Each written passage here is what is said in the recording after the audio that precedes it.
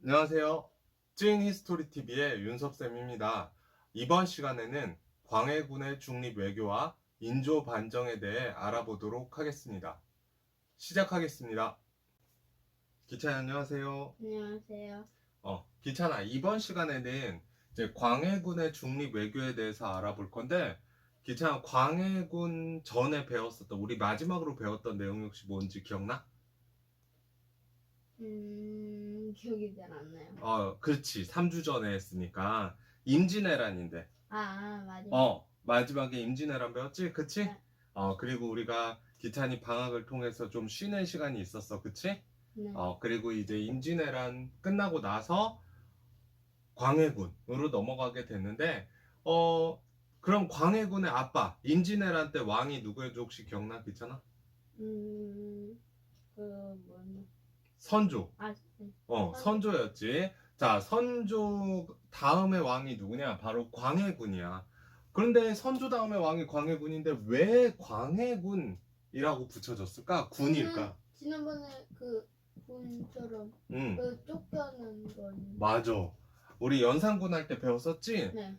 군이라고 한다면 왕이 된 사람 중에서 왕이 됐는데 군이 붙었다. 그 얘기는 쫓겨났다. 왕위에 그대로 여전히 남아있지 못하고 쫓겨난 걸 이야기하지. 그래서 왕위에 그대로 보존이 안 됐을 때 군이란 말을 쓴다라는 거 다시 한번 기억해 주면 될 것 같고, 두 번째로 이 선조가 죽고 나서 광해군이 왕에 올랐을 때쯤 해서 조선에서는 정세가 바뀌기 시작해. 국제 정세가. 조선을 두고 이쪽에 명나라가 있어요. 기억나요? 그리고 여기 여진족이 있었어.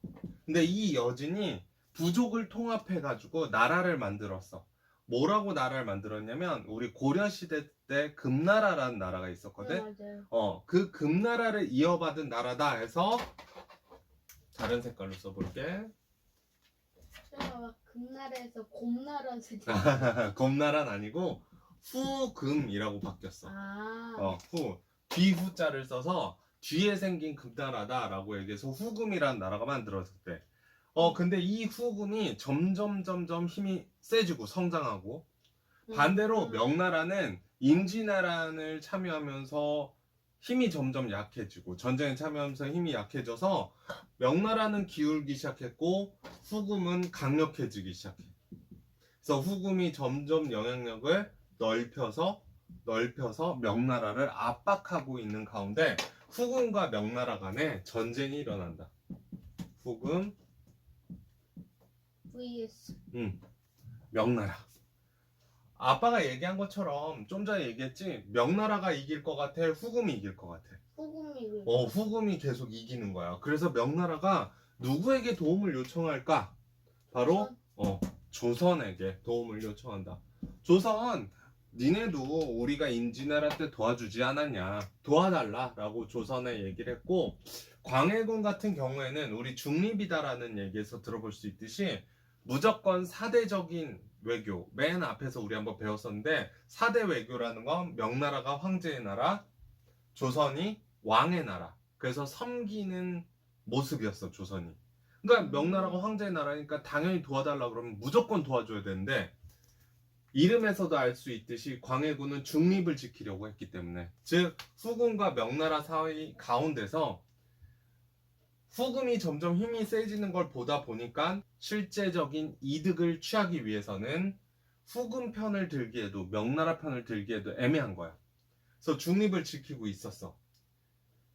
그렇기 때문에 이 광해군 입장에서는 명나라가 도움을 요청했지만 이걸 무조건 도와주기에는 좀 어렵다. 하지만 또 안 도와주기에도 어렵다. 그래서 고민을 하게 돼. 결국 군사를 파견하긴 파병해. 대표적으로 누구를 보냈냐면, 파병을 하는데 강홍립이라는 장군을 이 파병 군사의 대장군으로 삼아가지고 강홍립을 파견하는데, 강홍립에게 이야기를 한다. 우리가 1만 5천 명의 군사를 보내겠다. 장군께서 싸움을 하다가 상황이 좀 불리하거나 안 좋으면 우리 1만 5천의 군사를 다 살려서 돌아와라. 즉 항복해라 라고 이야기를 한다. 그래서 실질적으로 강홍립이 파병이 됐고 명나라와 후금 전투 사이에서 참여를 했다가 불리한 상황이 되니까 결국은 항복을 하게 돼. 그런데 이 항복이 신하들이 보기에는 오랑캐에게 굴복한, 즉 이 후금 여진족으로 오랑캐라 불렀으니까 오랑캐에게 굴복한 아주 굴욕적인 사건이라고 생각했고, 신하들은 이것을 명분으로 삼아 광해군을 정치적으로 압박하기 시작해.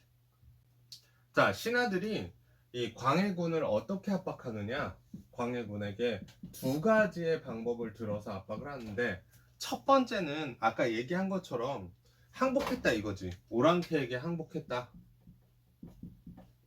사대의 예를 다하지 않았다. 명나라에게 무조건 충성하지 않았다. 라는 것을 두고선 압박을 했고, 두 번째는 이게 좀 큰 문제 중에 하나인데, 조선은 성리학의 국가야. 성리학의 국가, 충과 효를 강조해. 유교가 좀 더 발전한 게 성리학이라고 얘기했고, 나라에 충성하고 부모님께 효도하는 걸 강조해.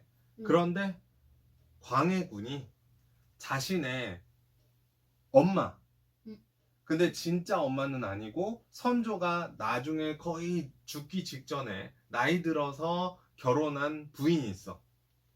그 부인이 임목대비라는 부인이 있었고, 그 임목대비에게서 나온 아들이 하나 있어. 선조와 임목대비가. 그게 영창대군이라는, 광해군 입장에서 보면 아우야. 동생, 남동생. 배가 다른, 엄마가 다른 남동생인 거지. 근데 이 영창대군이 문제가 있다라고 이야기를 해서 임목대비는 유폐를 시키고, 즉 궁궐 안에 가둬버리고, 그리고 영창대군은 죽여버렸어. 그래서 부모님께 효도하지 않았고, 또한 영창대군 자기의 형제를 죽였다라는 걸 명분으로 삼아서 신하들이 계속 광해군을 공격하기 시작했어. 정치적으로 잘못됐다, 왕답지 못하다라고 얘기했고, 결국 이 신하들이 반역을 모의해. 그래서 우리가 광해군을 몰아내고 새로운 왕을 세우자 라고 이야기했고, 결국은 인조 반정을 일으킨다. 광해군의 배달은 동생의 아들인 인조를 왕으로 세워서 반정을 한다. 반정이라는 얘기는 정치를 반대로 돌린다, 즉 반역을 일으킨다라는 거고, 결국 광해군을 쫓아내고 인조를 왕위로 세우게 돼.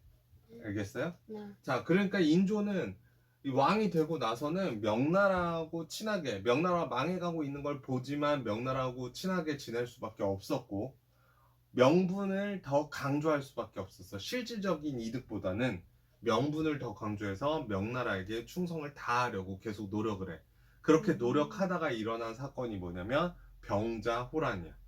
병자호란 혹시 들어봤어요? 아니요. 그 병자호란에 대해서는 다음 시간에 아빠가 알려주도록 할게. 알았지? 네. 여기까지 하자. 네.